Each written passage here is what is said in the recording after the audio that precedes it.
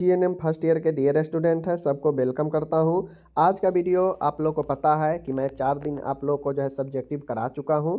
तो आज जो है हम फिर से एक आपका ऑब्जेक्टिव्स का फर्स्ट ईयर के जो भी लोग हैं फंडामेंटल ऑफ नर्सिंग का मैं ऑब्जेक्टिव करा रहा हूं। एफओएन का ध्यान दीजिएगा। फिल इन द ब्लैंक्स कहिए या इसी को वन लाइनर कहिए या जो भी कहिए, आपके एग्ज़ाम के लिए अच्छा है, बहुत अच्छा कॉन्सेप्ट क्लियर करेगा और आगे आपके तमाम कॉम्पिटिटिव एग्ज़ाम हो या आपका जीएनएम फर्स्ट ईयर का एग्ज़ाम हो, बहुत ज़्यादा हेल्पफुल होगा। यह 50 से प्लस वीडियो लेकर आए हैं, तो आप लोग वीडियो को अच्छे से देखिएगा, बहुत फ़ायदेमंद होगा आपके लिए। अगर वीडियो को पूरा देखिएगा तो बहुत अच्छा नया नया नॉलेज देखने को मिलेगा ऑब्जेक्टिव्स के तौर पर, और साथ में आपके कॉन्सेप्ट भी क्लियर होंगे, कुछ नया सीखेंगे। तो माय डियर, मैं यही कहूँगा कि जो भी लोग फर्स्ट ईयर के हैं अच्छे से पढ़िए, ऐसे पढ़िए कि आप लोग का नॉलेज आगे तक रहे और जब एग्ज़ाम हो, कंपटीशन का एग्ज़ाम हो, तो वहाँ इस पढ़ाई का फ़ायदा हो। अब ऐसा नहीं है कि एग्ज़ाम पास होने के लिए सिर्फ पढ़िए और बाकी जो है बैठे रहिए, तो फिर इस पढ़ाई का कोई मतलब नहीं है, फिर आपको बाद में पढ़ना पड़ेगा। तो फिर बाद में पढ़ाई कितना होता है आप जानते ही हैं कि अगर 10th पास कर चुके हैं तो 10th के पढ़ाई अभी आप कर लेते हैं, नहीं करते हैं, क्योंकि समय ही नहीं बचता है करेंटली पढ़ाई से, तो कहाँ आप जो है पढ़ पाइएगा। तो अभी समय है, अपने एकेडमिक पढ़ाई को ऐसा मजबूत कीजिए कि आप लोग जो है बढ़िया कर सके। बाकी हम आपके लिए हर एक मदद करते हैं, हर एक टाइप के प्रश्न ला रहे हैं, इसी उम्मीद से कि आप लोग पढ़कर अच्छा कीजिएगा, समझ गए। बाकी चलिए हम लोग शुरू करते हैं। आज फिर से 50 से प्लस प्रश्न फंडामेंटल ऑफ नर्सिंग के ऑब्जेक्टिव्स लेकर आ गए हैं। चलिए शुरू करते हैं। तो यहाँ पे जो पहला प्रश्न है आपके सामने, कहता है कोई सूक्ष्म जीव है, उसको पूरी तरह से हमें नष्ट करना है तो उसे क्या कहते हैं। तो आपको पता है कोई सूक्ष्म जीव को पूरी तरह से नष्ट करना, उसे एस्टरिलाइजेशन कहते हैं। क्या कहते हैं? एस्टरिलाइजेशन कहते हैं, निर्जीवानीकरण कहते हैं। पूर्ण तरीका से नष्ट नहीं करता है उसे क्या कहते हैं? डिसइंफेक्शन कहते हैं। याद रखिएगा, समझ गए। आगे चलिए, आगे का प्रश्न है, कहता है सिस्टोलिक और डायसिस्टोलिक दाब के अंतर को क्या कहते हैं। तो ये भी आप लोग को पढ़ाए हैं कि ऊपर अगर 120/80 ब्लड प्रेशर अगर है और इस दोनों के बीच का अंतर कितना होगा? 40, तो 40 इसका क्या हो जाएगा? Pulse pressure. इसी प्रकार से जितना जिसका बीपी रहेगा, मान गए किसी का अगर मान गए 135 और बाई में 90 का अगर किसी का बीपी है तो कितना हो जाएगा? 45 जो है पल्स प्रेशर हो जाएगा। तो ऐसे जो है आप पल्स प्रेशर, ऊपर वाले सिस्टोलिक, नीचे वाला डायसिस्टोलिक, इन दोनों के बीच के अंतर जो होता है उसी को पल्स प्रेशर कहते हैं, समझ गए। कहता है ऑक्सीजन सिलेंडर डैश रंग का होता है। अब जो ऑक्सीजन का सिलेंडर होता है ना, किस कलर का होता है? तो ऑक्सीजन का सिलेंडर जो है ब्लैक होता है, काला होता है, ठीक है। चलिए आगे है, कहता है मुंह द्वारा रोगी को दवाई नहीं दे सकते हैं यदि वह डैश हो। किस पेशेंट को, कौन से पेशेंट को मुंह के द्वारा दवाई नहीं दे सकते हैं? तो आपको पता है कि जो पेशेंट अनकॉन्शियस हो, अचेत हो, मतलब बेहोशी हो, तो उसे मुंह के द्वारा दवाई नहीं दे सकते हैं, क्योंकि वह मुंह के द्वारा दवाई लेने में असमर्थ रहता है, ठीक है। आगे है माय डियर, कहता है निगलने की कठिनाई को डैश कहते हैं। अगर किसी चीज़ को निगलने में प्रॉब्लम हो, कठिनाई हो, तो उसे डिस्फेजिया कहते हैं, निगलन कष्ट कहते हैं, समझ गए। डिस्फेजिया, डी फॉर डिफ़िकल्ट और फेजिया मतलब निकलना, निगलने में जो है कठिनाई। बीएमआई, बीएमआई का फुल फॉर्म क्या होता है? Body mass index, body mass index BMI का फुल फॉर्म होता है, समझ गए। अब यहाँ पे माय डियर है, कहता है सब क्यूटेनियस इंजेक्शन देने का एंगल कितना होता है? मतलब सब क्यूटेनियस इंजेक्शन जो है वह कितने एंगल पर हम लोग देते हैं? तो 45 इज द राइट आंसर, इसको ध्यान में रखना है। आगे चलिए, अब कहता है डैश एक फफोला निर्माण करने का एजेंट है। कहता है कौन सा गैस, कौन सा चीज़ है जो बॉडी स्किन पर एक फफोला का निर्माण कर देता है, मीन्स उसके संपर्क में आने से बॉडी में फफोला घाव हो जाता है। तो मस्टर्ड गैस एक ऐसा माय डियर आपका पदार्थ है जो फफोला का निर्माण करता है, समझ गए। इसको ध्यान में रखिएगा। कहता है रिहेबिलिटेशन का क्या कार्य है? तो रिहेबिलिटेशन डैश का कार्य है, तो रिहेबिलिटेशन अस्पताल का कार्य है। रिहेबिलिटेशन का मतलब क्या होता है? रिहेबिलिटेशन का मतलब होता है क्या चीज़? प्रवासी, समझ गए। और रिहैबिलिटेशन का अर्थ होता है कि मान गए एक बीमार व्यक्ति है, उसको धीरे धीरे नॉर्मल जीवन में लाने के लिए, परिवर्तन करने के लिए रिहैबिलिटेशन जो है उसे किया जाता है, समझ गए। चलिए आगे है, सोते समय कुछ सांस जो है, सोते समय कुछ समय सांस के रुक जाने को क्या कहते हैं। तो माय डियर, सोते समय अगर किसी व्यक्ति का थोड़ा सा सांस रुक जाता है, या यूं कहा जाए कि सांस का रुक जाना एपनिया कहलाता है। एप फॉर अब्सेंस और पिनिया मतलब श्वसन। जहाँ भी पिनिया शब्द आ जाएगा समझ जाइएगा कि यह श्वसन से रिलेटेड है। डिस्पेनिया अगर आएगा तो श्वसन में कष्ट, डी फॉर डिफिकल्ट, और पेनिया मतलब श्वसन, यानी श्वसन लेने में कठिनाई हो तो उसे डिस्पेनिया कहेंगे। एपनिया होंगे तो अब्सेंस ऑफ रिस्पायरेशन, श्वसन में अनुपस्थित होना, ठीक है ना। यही सब होता है। काले रंग के खून के साथ उपस्थित मल को क्या कहते हैं। तो माय डियर आपको पता होगा, अगर मल के साथ जो है अगर मल के साथ जो है काले रंग के खून आता है तो उसे हम लोग क्या कहते हैं, आपको पहले से पता है। उसे हम लोग मैलिना कहते हैं। मैलिना जो है रक्त के साथ जो है मल को आना, ठीक है। मूत्र में यहाँ पे माय डियर देख लीजिए, कहता है मूत्र में रक्त आने को क्या कहते हैं। तो मूत्र में रक्त को आने को, जैसे मूत्र है, समझ गए, ये मूत्र है और इसमें अगर हल्का हल्का रक्त आ रहा है तो उसे हम लोग हेमेच्यूरिया कहते हैं। हेमे मतलब रक्त और यूरिया मतलब रक्त, यूरिन, हेमेच्यूरिया, हेमेच्यूरिया याद रखिएगा। हेमे प्लस च्यूरिया मतलब रक्त प्लस यूरिया, ओके। अब जो मलाशय होता है उसके जांच के लिए किस चीज़ का प्रयोग करते हैं। तो आपको पता है, रेक्टम को देखने के लिए, रेक्टम के जांच के लिए, मलाशय के जांच के लिए प्रोक्टोस्कोप का उपयोग करते हैं। प्रोक्टोस्कोप, समझ गए, प्रोक्टोस्कोप का उपयोग करते हैं। इस सब चीज़ को याद रखिएगा, अच्छा प्रश्न है। मूत्र की मात्रा घटने को क्या कहते हैं। अगर किसी को मूत्र कम होता है तो उसे ओलिगूरिया कहते हैं। क्या कहते हैं, ओलिगूरिया कहते हैं। अगर मूत्र बिल्कुल नहीं होगा तो उसे हम लोग एनूरिया कहेंगे, समझ गए। ऑब्सेंस ऑफ यूरिया यानी एनूरिया, मतलब मूत्र न होना एनूरिया, मूत्र कम होना ओलिगुरिया, समझ गए। और पॉलीयूरिया होता है बहुमूत्र होना, मतलब बहुत मूत्र होना, समझ गए। डिसयूरिया का मतलब होता है, डिसयूरिया का मतलब होता है कि मूत्र होने में कठिनाई होना, समझ गए। आगे है, समान मूत्र की प्रतिक्रिया डैश होती है। मतलब मूत्र की प्रतिक्रिया क्या होती है, मूत्र का जो है नेचर कैसा होता है। तो मूत्र का एसिडिक होता है, याद रखना है, समझ गए, एसिडिक। आगे है, स्पंज बाथ के लिए उपयुक्त जो तापमान होता है कितना होता है। तो माय डियर आपको पता है स्पंज बाथ क्या होता है। एक टब में गर्म पानी कीजिए, इसमें थोड़ा सा कोई सॉल्यूशन रखिए, एंटीसेप्टिक घोल रखिए, और उसमें जो है पेशेंट बैठता है, जो हेमोरॉइड्स में, जो पेरिनियल दर्द में, ये सब में सहायक होता है। तो इसका तापमान जो है 110 फ़ारेनहाइट से 100 से 110 फ़ारेनहाइट होता है, इसको याद रखिएगा, ठीक है। आगे है, खून की उल्टी को क्या कहते हैं। तो अगर खून की उल्टी हो या उल्टी में खून की मात्रा आए तो उसे हेमेटमेसिस कहते हैं। क्या कहते हैं, हेमेटेमेसिस कहते हैं, हेमेटेमेसिस कहते हैं, हिमेटेमेसिस कहते हैं, याद रखिएगा। खून का उल्टी होना या उल्टी में खून आना हिमेटमेसिस कहलाता है।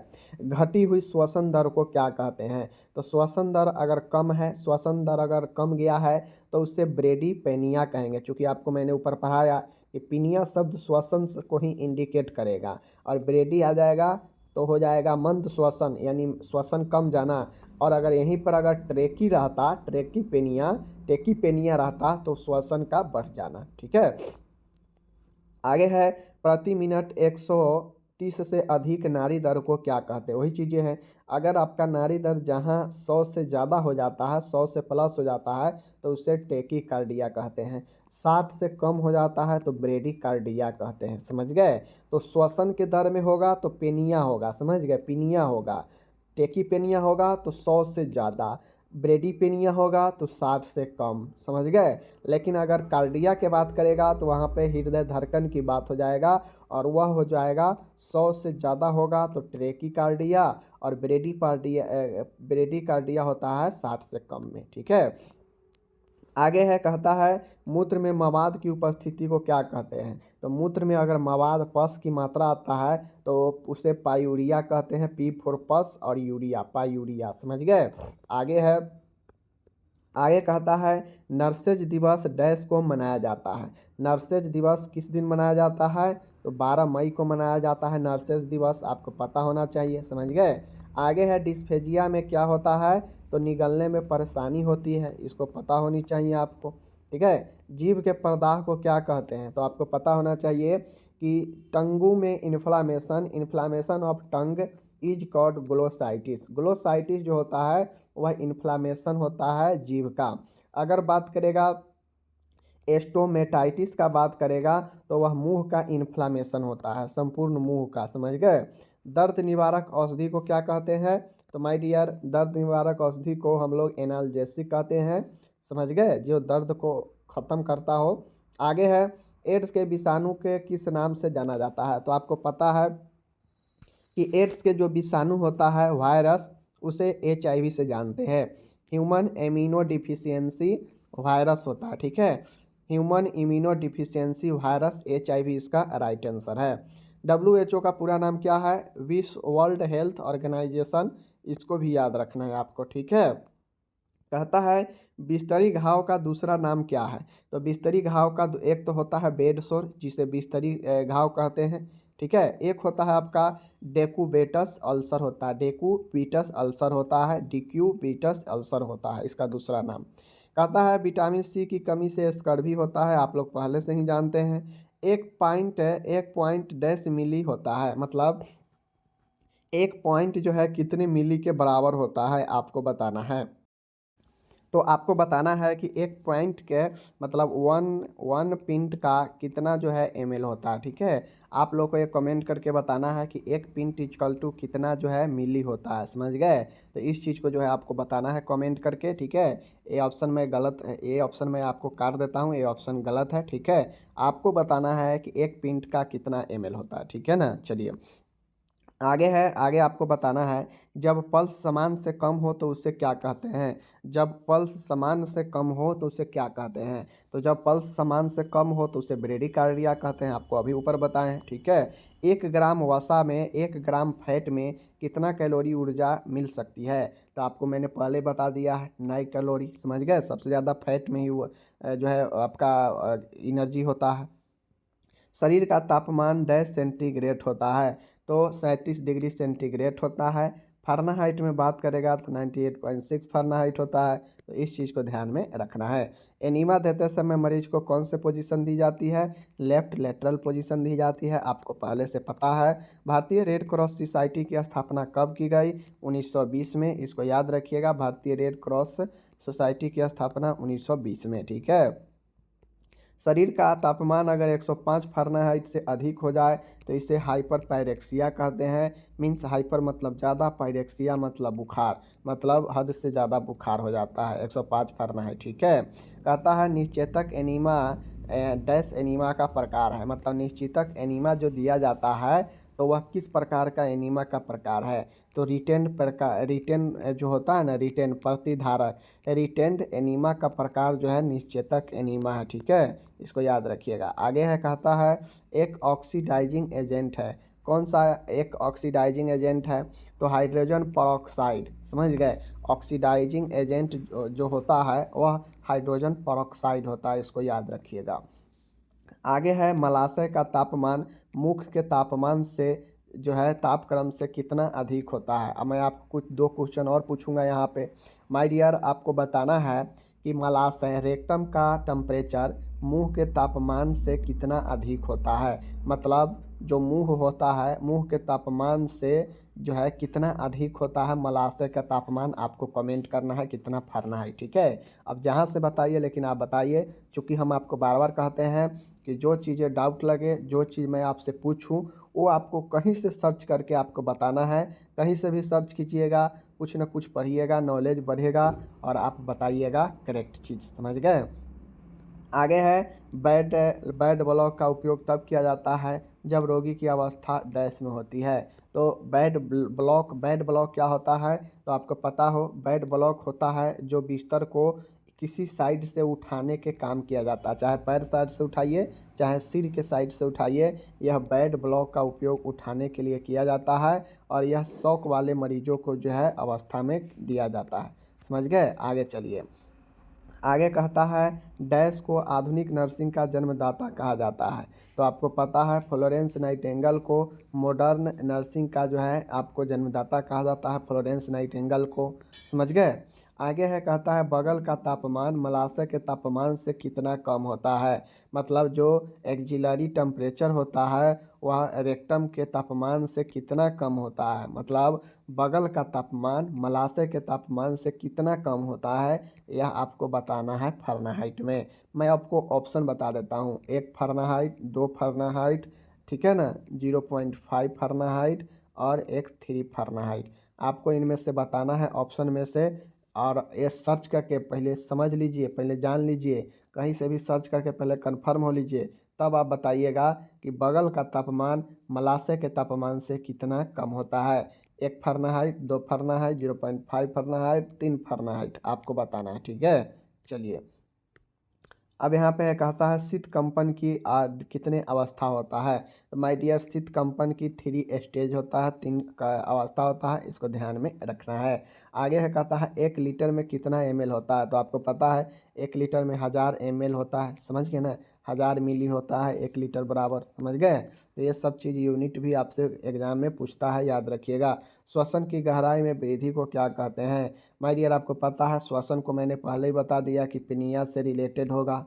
लेकिन गहराई मतलब ज़्यादा ज़्यादा गहराई से श्वसन लेना, उसे हाइपरपिनिया कहते हैं। क्या कहते हैं, हाइपरपिनिया कहते हैं, इसको याद रखना है, ठीक है। आगे चलिए 45 है कहता है रक्तचाप मापने वाली मशीन को क्या कहते हैं। भाई डियर रक्तचाप मापने वाली मशीन को एस्फेग्नोमैनोमीटर कहते हैं, इसको ध्यान में रखना है, ठीक है। आगे चलिए मूत्र में डैश की जांच के लिए बेनेडिक्ट्स घोल का उपयोग किया जाता है। यानी मूत्र में किसके जांच के लिए जो है बेनेडिक्ट्स घोल का इस्तेमाल करते हैं। तो ग्लूकोज शुगर के पता करने के लिए बेनेडिक्ट्स घोल का उपयोग करते हैं। कितने बेनेडिक्ट्स घोल में यूरिन का इस्तेमाल करते हैं, तो 8 बूंद, समझ गए, 8 बूंद याद रखिएगा, ठीक है ना। चलिए आगे चलते हैं। कहता है अंगुलियों की टिप द्वारा किए जाने वाले शारीरिक परीक्षण को क्या कहते हैं। तो अंगुलियों से जो टिप द्वारा जो जांच किया जाता है उसे स्पर्श परीक्षण पाल्पेशन कहा जाता है, समझ गए। जो 2-3 अंगुलियों से जो है टच करते हैं नाड़ी को, समझ गए ना, तो वही जो है स्पर्श परीक्षण पाल्पेशन होता है। आगे कहता है स्टेटोस्कोप द्वारा की जाने वाली शारीरिक परीक्षण को क्या कहते हैं। तो इसे ऑस्कुलेशन कहते हैं, समझ गए। अगर मान गए कोई व्यक्ति, कोई डॉक्टर है और वह आला आला लगा के आपके हृदय पेट के गति को सुनता है, तो उसे ऑस्कुलेशन परीक्षण कहते हैं, ठीक है ना। आगे है ऑप्थेल्मोस्कोप द्वारा डैश का परीक्षण किया जाता है। तो ऑप्थेल्मोस्कोप द्वारा आँख का जो है जांच किया जाता है ऑप्थेल्मोस्कोप के द्वारा, ठीक है। थूक में रक्त आना, अब मैंने आपको ऊपर में बताया कि रक्त का उल्टी होना, समझ गए। रक्त का उल्टी होना या उल्टी में रक्त आना, तो उल्टी वाला बात था, तो वहाँ पे हेमेटोमेसिस था। यहाँ पे है थूक में रक्त आएगा या फिर आपके स्पुटम में जो है ब्लड आएगा, तो उसे हेमोप्टेसिस कहते हैं, बीच में पी आ जाएगा और तो समझ जाएंगे कि यह जो है स्पुटम में ब्लड आ रहा है, तो हेमेटोपेसिस, ठीक है। 51 है आंत में वर्म यानी कीड़ों को नष्ट करने के लिए दिया जाने वाला जो एनीमा होता है उसे क्या कहते हैं। तो आंत में कीड़ों को नष्ट करने के लिए जो एनीमा दिया जाता है उसे एंटी हेलमेंथिक एनीमा कहते हैं, एंटी हेलमेंथिक एनीमा कहते हैं, ठीक है, एंटी हेलमेनिक एनीमा कहते हैं, याद रखिएगा, ओके। रेबीज के काटने पर क्या होता है। रेबीज जो है कुत्ते के काटने से या किसी अन्य जानवर के काटने से होता है, समझ गए। रेबीज को हम लोग हाइड्रोफोबिया भी कहते हैं, ध्यान रखिएगा। आगे है दोहरी बार नाड़ी के स्पंदन को डैश पल्स कहते हैं। कहता है दोहरी बार नाड़ी के स्पंदन को डैश पल्स कहते हैं। क्या कहते हैं, डायक्रोटिक पल्स कहते हैं। कौन सा पल्स कहते हैं, डायक्रोटिक्स पल्स कहते हैं दोहरी बार पल्स के मंदन को, ठीक है ना। मुंह द्वारा औषधि लेने को इंजेक्शन कहते हैं। इंजेक्शन जो होता है यह मुंह द्वारा औषधि लेने को कहते हैं, ठीक है ना। आगे चलिए कहता है सीपीआर का पूरा नाम क्या है। कार्डियो पल्मोनरी रिससिटेशन होता है। क्या होता है, कार्डियो पल्मोनरी रिससिटेशन होता है सीपीआर का फुल फॉर्म, ठीक है ना। 56 है कहता है शरीर का तापमान कितना होता है 98.6 फ़ारेनहाइट। तो इस सब को याद करके रखना है। सोयाबीन किसका स्रोत है? तो यह प्रोटीन का सबसे अच्छा स्रोत होता है। रक्तचाप का सामान्य से कम होना हाइपोटेंशन कहते हैं, निम्न रक्तचाप, और ज़्यादा होना हाइपरटेंशन कहते हैं। ठीक है। 59 नंबर का है, कहता है रक्तचाप का सामान्य से अधिक होना क्या कहलाता है? हाइपरटेंशन कहलाता है। यहाँ भी आ ही गया। 60 है, कहता है व्यायाम करने से शरीर का तापमान एवं पल्स पर क्या प्रभाव पड़ता है? तो एक्सरसाइज करने से बॉडी का जो टेम्परेचर होता है बढ़ता है और पल्स भी बढ़ जाएगा। ठीक है ना। आगे है, कहता है पेट को धोने का दूसरा नाम क्या है? तो गैस्ट्रिक लवाज जो होता है पेट को खाली करने का एक प्रक्रिया है। तो पेट धोने का दूसरा नाम या पेट को खाली करने को गैस्ट्रिक लेवज भी कहते हैं। ठीक है। प्राथमिक मानव आवश्यकता का स्वास्थ्य मॉडल किसने दिया? मतलब प्राइमरी जो बेसिक ह्यूमन नीड्स है वह जो है मौसले ने दिया था। ठीक है। मौसले का हैरेकी रूल्स आप लोग पढ़े होंगे, जिसमें प्राथमिक मानव के लिए क्या क्या चीज़ ज़रूरी है यह मौसले ने बताया था। ठीक है। 63 नंबर है, शौक की चौथी अवस्था डैश होती है? तो शौक की चौथी अवस्था जो है डिप्रेशन होता है, जिसमें व्यक्ति एकदम जो है गुमसुम उदास रहता है। 64 है, कहता है नाड़ी के स्पंदन के निरंतरता को क्या कहते हैं?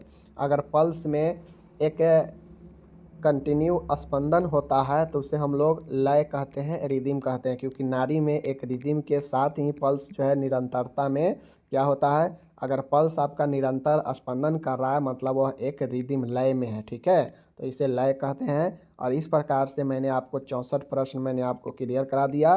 ठीक है। लगभग 60 से प्लस प्रश्न था यहाँ पे। तो आप लोग कुछ नए चीज़ सीखे होंगे। तो उम्मीद करता हूँ कि आपको अच्छा लगा होगा वीडियो, कुछ बहुत चीज़ नया सीखने को मिला होगा।